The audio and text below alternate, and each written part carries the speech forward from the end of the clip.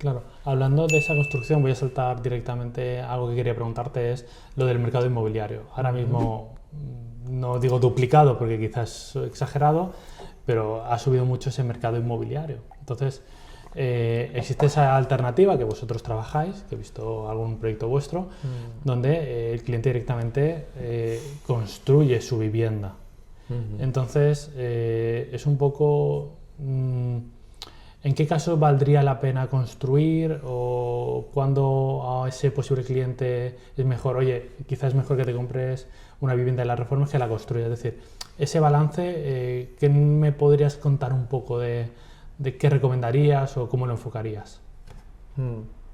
Pues es una pregunta interesante y de hecho podríamos realmente em, es una cuestión de la economía mundial, ¿no? Actual. Obviamente los pisos son muchísimo más caros eh, y también la construcción ha subido muchísimo desde el COVID.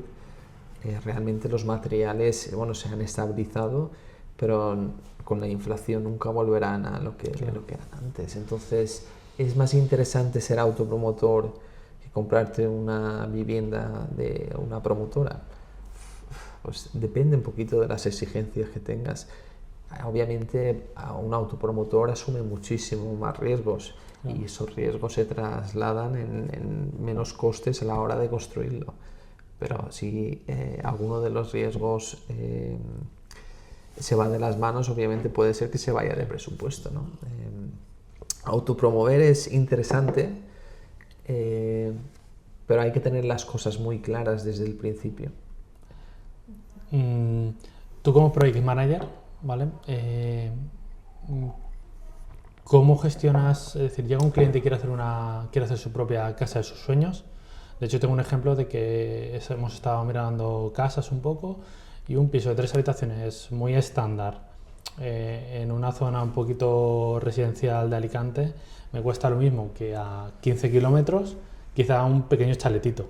Es decir, estamos en una serie de precios que, joder, una vivienda que tiene mucho más valor a 15 kilómetros me cuesta y es mucho más valorable, lo mismo que un piso muy normal en ciertas zonas de Alicante. Uh -huh. Entonces, la pregunta es, yo quiero construir una casa y ¿cómo empieza un proyecto con un project manager? Es decir,